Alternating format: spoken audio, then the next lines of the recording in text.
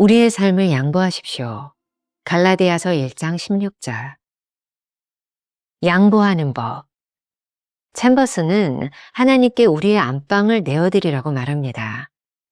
안방은 가장 내밀하고 깊은 곳에 있는 방으로 손님에게 쉽게 내어주지 않습니다. 그 사람이 나의 가장 귀한 것을 차지할 가치가 있다고 인정할 때, 겸손히 무릎 꿇을 마음의 준비가 되었을 때 안방을 내어줍니다. 이는 전적인 위임입니다. 하나님이 일하시는 방식에 함부로 간섭하지 않겠다는 뜻으로 전적으로 그분의 방식을 신뢰하고 기대하는 것입니다. 이 전적인 위임에는 내 생각과 달라도 기꺼이 순종하겠다는 의지가 포함되어 있습니다. 우리가 예상한 특별한 방법으로 주님께서 오실 것이라고 기대하지 마십시오. 단지 주님을 앙망하십시오. 그러한 자세가 곧 주님께 우리의 삶을 양보하는 것입니다. 그분이 오시기를 기대하되 내 생각대로 오실 것이라고 확신하지 마십시오. 우리가 아무리 하나님을 많이 알아도 주님은 어느 때나 상관없이 우리를 간섭하실 수 있음을 기억하십시오. 우리 신앙의 오류는 하나님과 관계를 유지하지 않으면서 안방을 내어드렸다고 착각하는 것입니다.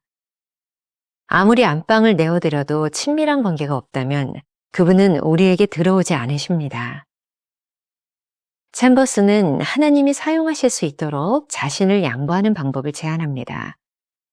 항상 하나님과 긴밀한 관계를 유지함으로써 그분의 놀라운 능력이 당신 삶의 모든 영역에 침투하도록 하십시오. 언제나 기대에 찬 상태에 계십시오. 하나님께서 원하시는 대로 하시도록 우리의 삶을 양보하십시오. 하나님께 우리 삶을 양보하면 기대가 생깁니다. 일상에서 하나님이 언제든 일하실 수 있도록 공간을 내어드리기 때문입니다.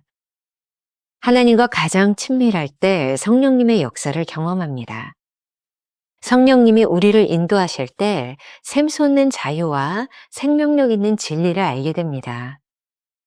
1월 25일 김병삼 목사의 매일 만나 365, 오늘 25번째 시간입니다. 오늘은 우리의 삶을 양보하십시오, 이런 제목으로 말씀을 나누려고 하고요. 오늘은 단 하나의 주제로 양보하는 법이라고 하는 주제로 말씀을 나누려고 합니다. 계속해서 사도 바울의 이야기로 묵상을 열고 있습니다. 챔버스가 아주 흥미로운 표현을 쓰고 있는데요. 하나님께 우리의 안방을 내어드리라, 그런 표현입니다. 이 표현은 아주 상징적인 의미를 가지고 있는 것 같습니다. 안방이 의미하는 것이 그런 것이죠. 가장 내밀하고 가장 깊은 곳에 있는 방. 아무도 쉽게 손님에게 이 안방을 내주지 않습니다.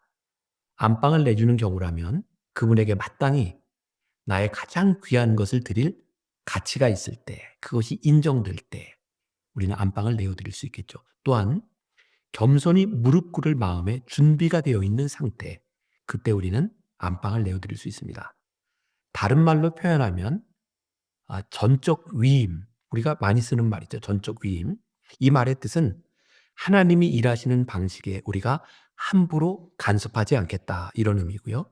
전적 위임은 전적으로 그분의 방식에 신뢰하겠다, 이런 의미이기도 합니다. 또한 기꺼이 순종하겠다는 의지가 포함되어 있기도 합니다. 내 생각과 달라도 말이죠. 챔버스의 글을 인용합니다. 우리가 예상한 특별한 방법으로 주님께서 오실 것이라고 기대하지 마십시오.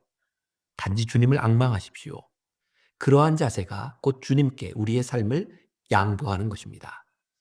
그분이 오시기를 기대하되 내 생각대로 오실 것이라고 확신하지 마십시오.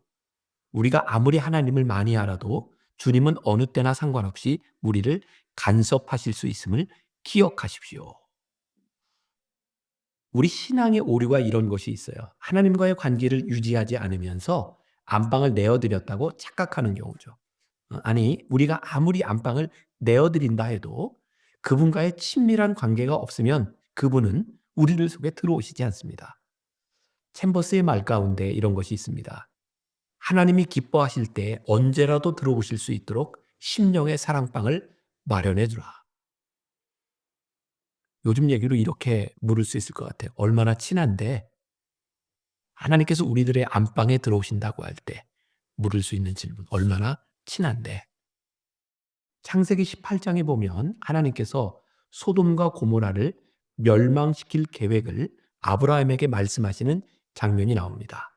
17절에 이런 구절이 있죠. 내가 앞으로 하려고 하는 일을 어찌 아브라함에게 숨기랴.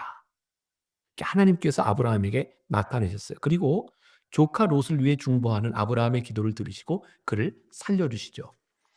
하나님은 하나님의 방법으로 그에게 찾아와 말씀하셨고 하나님의 뜻을 나타내시기를 원하시는 분이고 하나님과의 긴밀한 인격적 관계를 맺고 있던 아브라함은 하나님께 기도할 수 있었습니다. 지명을 읽으면 성경이 보인다라는 책에 이런 이야기가 있습니다. 1900년에 태어나 중국 역사의 격동기를 살았던 훌륭한 중국 교회 지도자 중에 왕밍따오라는 사람이 있습니다. 본래 그는 유명한 정치가였다고 합니다. 예수님을 영접하고 난 후에 중국 교회를 엄청나게 성장시킨 그런 지도자이기도 하죠. 그런데 그가 이 지도자의 길을 걷기 전에 약 3년 동안 가택연금을 당해서 아무것도 할 수 없었던 행동의 제약을 받았던 그런 시기가 있었답니다. 왕밍따오는 그때를 이렇게 회상합니다. 처음 며칠 동안 빨래하고 밥 짓고 옷 입고 하는 사소한 일들에 심지어 하나님까지 원망하며 지내다가 결국 위대한 정치가가 되는 것뿐만 아니라 위대한 설교가가 되는 꿈마저 포기하게 되었다. 그러나 가사일만 하는 것도 아멘이라고 말할 수 있을 때 비로소 하나님께서 사역의 문을 열어주셨다. 모든 헛된 야망과 소망을 포기할 때 많은 눈물과 희생이 필요했지만 그렇게 고백하기까지 하나님은 기다리신 것이다. 저는 이런 생각을 하게 돼요. 하나님께 모든 것을 내어드렸을 때 비로소 하나님이 일하기 시작하셨다. 이것을 챔버스는 양보라고 표현을 하고 있죠. 오늘 묵상에서 챔버스는 하나님이 우리를 사용하시도록 자신을 양보하는 방법을 또 이렇게 제안합니다. 첫 번째, 항상 하나님과 긴밀한 관계를 유지할 것. 두 번째, 늘 기대에 찬 상태에서 하나님의 능력이 임하기를 갈망할 것. 그런데 하나님을 믿는다고 하면서도 우리들에게 이 기대감이 전혀 없는 경우가 있죠. 기대감이 없는 것은 내가 스스로 예측하고 내 계획대로 되기만을 바라기 때문에 우리들에게 기대감이 없는 거죠. 이러한 태도는 풍성한 하나님의 임재를 체험하는데 방해 요소가 됩니다. 챔버스의 글을 읽어드립니다. 항상 하나님과 긴밀한 관계를 유지함으로써 그분의 놀라운 능력이 당신 삶의 모든 영역에 침투하도록 하십시오. 언제나 기대에 찬 상태에 계십시오. 하나님께서 원하시는 대로 하시도록 우리의 삶을 양보하십시오. 하나님께 우리의 삶을 양보하면 기대가 생깁니다. 양보하는 순간 우리 일상에서 하나님이 언제든 일하실 수 있는 공간을 내어드리는 것이기 때문입니다. 챔버스의 전기 순종의 길에 보면 챔버스가 6개월 동안 미국 신시내티에서 복음을 전하는 이야기가 나옵니다. 그곳 신시내티에서 복음을 전할 때 그는 영국에서 경험해 보지 못했던 놀라운 영적 체험들을 합니다. 1906년 그의 편지에 이런 글이 있습니다. 저는 점점 프로그램이나 계획을 세우는 것이 불가능해지고 있습니다. 그 이유는 하나님만이 계획을 세우시는 분이며 제 계획은 종종 하나님을 방해하는 성향이 있기 때문입니다. 이 말을 오해하지 말아야 합니다. 우리가 무계획적으로 그냥 살아도 된다라고 하는 것이 아니라 하나님은 우리의 계획을 뛰어넘는 분이라고 하는 것을 영적 경험을 통해서 챔버스가 고백하고 있는 것이죠. 하나님과 가장 친밀한 때, 성령님의 역사를 강하게 경험하던 때 그가 고백했던 내용입니다. 성령님이 우리를 인도하실 때 경험하는 것이 있습니다. 이런 표현이 좋을 것 같아요. 샘솟는 자유, 그리고 생명력 있는 진리. 우리가 기억해야 될 김병삼 목사의 한 줄 노트. 우리의 삶을 양보하며 전적으로 하나님께 내어드릴 때 자유로운 성령님의 역사를 체험하게 됩니다. 오늘 하루 이런 묵상으로 하루를 살면 어떨까요? 묵상 질문입니다. 오늘 당신의 삶에서 일하실 하나님을 기대하고 있나요?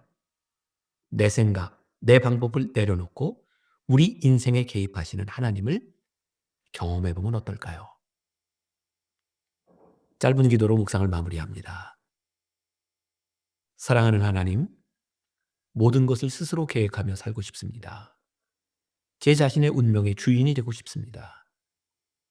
하지만 저는 주님의 말씀을 알고 있습니다. 내가 너의 손을 잡고 너를 이끌어가게 하라. 나의 사랑을 받아들여라. 그리고 믿어라. 내가 너를 이끌어가는 곳이 내 마음 깊은 곳에 자리한 소망들이 이루어질 곳이라는 것을. 주님, 주님의 사랑의 선물을 받아들일 수 있도록 제 손을 열어주소서. 제 손을 펴주소서. 아멘. 우리의 삶을 양보하며 전적으로 하나님께 내어드릴 때 자유로운 성령님의 역사를 체험하게 됩니다.